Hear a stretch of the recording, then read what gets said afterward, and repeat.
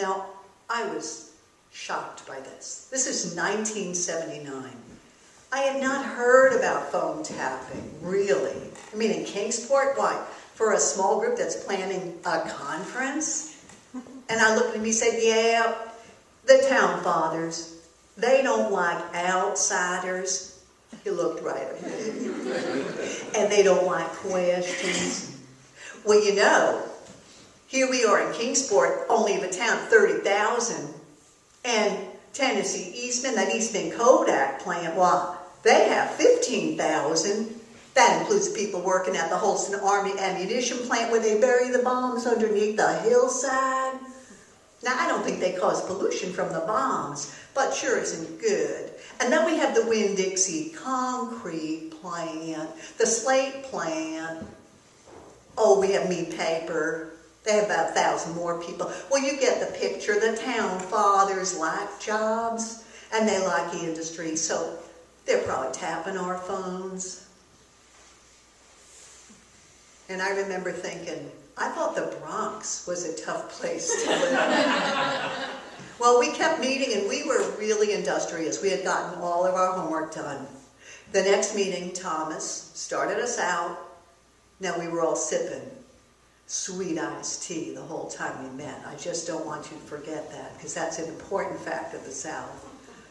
And Thomas looked at all of us and said, I have a question for the committee before we start our agenda.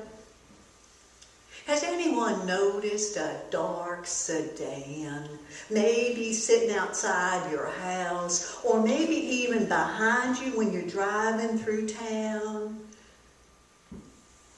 Betty said, you know, just yesterday morning there was this dark blue sedan, like really dark blue, sitting outside my house. I was putting out the trash and I went to talk to him. Maybe he's lost because I live on that dead-end street, and he just hightailed it out of there as soon as I got near him. Huh, you think they're watching us now? Thomas said, uh-huh. I don't think they like us very much. And I had noticed the same dark sedan. I had driven over to the college, East Tennessee State University in Johnson City, and sure enough, there was this dark car. Sounded, you know, kind of looked like dark blue. And I noticed it because there wasn't much traffic, about 15 miles from Kingsport. And when I pulled onto the campus and went to the science building, I pulled right and it went left. And I thought it was a little odd, but I thought, hey, you know, it's Kingsport, you never know. This was getting really interesting. Well, one of my projects was to have a meeting, not only with the newspaper, which I did, the Kingsport Times-News, but was to have a radio interview. So I went over to the radio station this one Thursday, met with Bill Robertson, who was the show's host, and he sat me down at the table and got the microphone all set, and he pointed to the on-air sign, and he said, when that sign lights up, it's time for the interview, and I'll ask you some questions. I said, great, Bill, that'll be good. Welcome to Kingsport today, everybody. We are sitting here in the studio with a special guest, and I'm your host, Bill Robertson. Miss Maura Doherty is here, and she's going to tell us about a conference. Please, Maura, would you tell us a little bit more about that conference you're working on? I said, sure. I am here to put together a 2-day conference called Health and Pollution. Is there a Kingsport solution?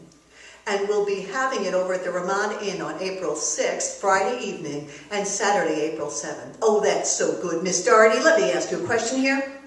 Is it not true that you're a communist organizer from up north who's here in town to shut down our industry and take away our jobs?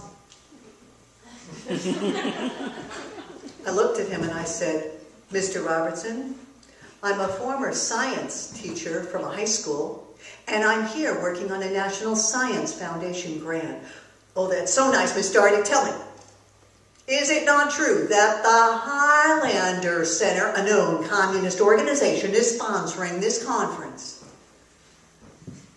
Sir, the Highlander Center is a research and education center, and they have a National Science Foundation grant too. That interview went downhill from there. And by the time I got back to Connie's house, I was just fuming. I mean, this town was crazy. And now I'm a communist. So I walked in the door, and people already were gathering for our committee meeting, our planning committee meeting, and we were sitting around, and talking to them was really great. Thomas wasn't there yet, so we were just talking a bit, and they had me laughing before too long, because it really was ridiculous that we were communists. And when Thomas came in, he stood at the end of the dining room table. He didn't sit down. And I looked over and I said, Thomas, are you going to join us? I have an announcement for the committee. I hereby resign as chairman, and I resign my membership in this committee.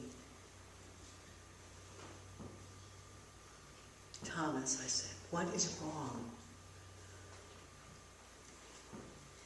My boss at work, he took me aside and he told me that if I stay on this committee, I'll lose my job.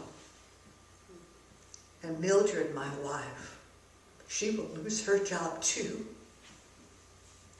And my son and my daughter-in-law, they're new teachers there at the school. They're going to lose their jobs too.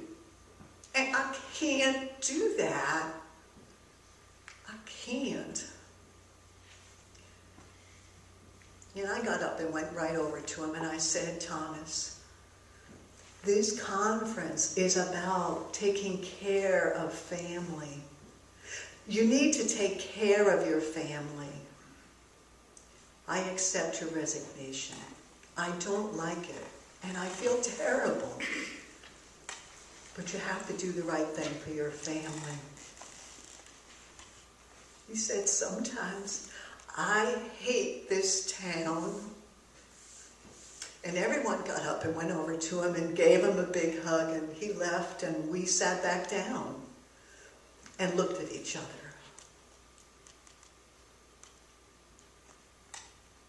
I said, okay. I need to know from each of you, do you still want to stay on this committee and work on this conference? Yes or no?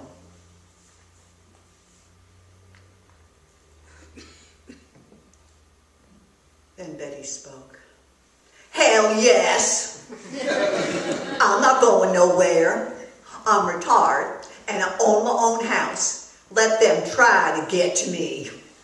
Plus I have 15 grandchildren and a bunch of sons and daughters. There's no way they're getting to me. And I just laughed. She said, okay, Connie, what about you? Connie said, oh yeah, I'm not going anywhere. Mary said, I'm staying. I said, okay, me too. This is us. We are the new planning committee. We're going to be here now. We had about another week and a half before the conference. And I remember when I went to bed that night, I thought to myself, what more could happen? That Wednesday, March 28th, 1979, the Three Mile Island nuclear power plant in Pennsylvania had a meltdown. And this country was rocked with questions about the safety of nuclear power. And that town of Kingsport that had no nuclear power plant but had tons of chemical industries started asking questions about the chemical industry. And I thought maybe there's a chance that people will come to the conference because now they know that everything's not as safe as what industry says. But I wasn't sure. So we all showed up Friday early to the Ramada Inn, getting everything ready. And then it started to happen. People started coming through the door.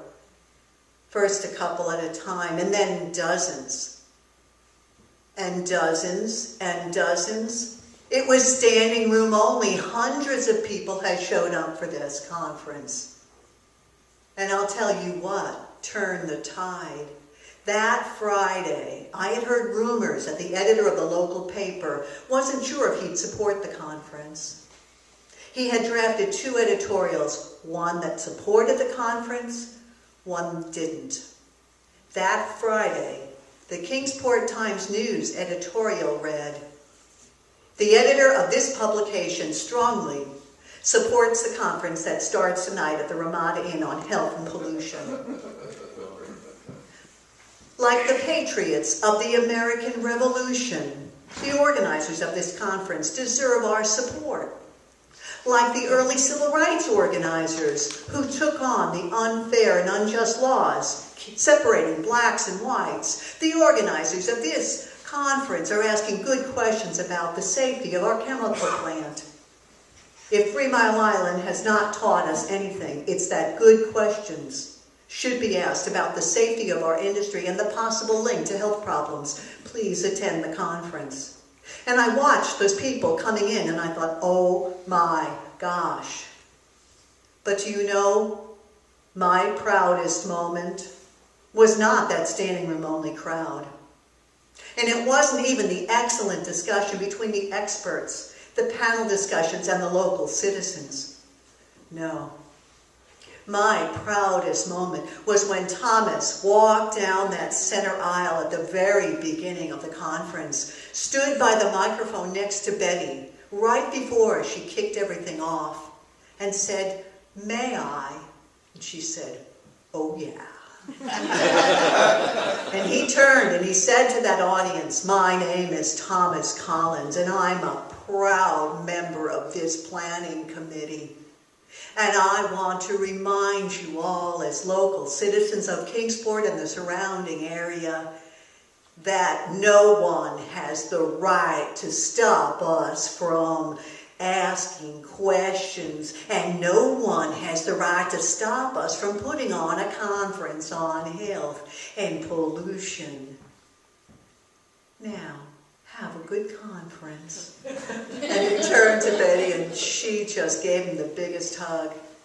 And the whole time he was talking, I thought about my decision to take this job, the yes I had said.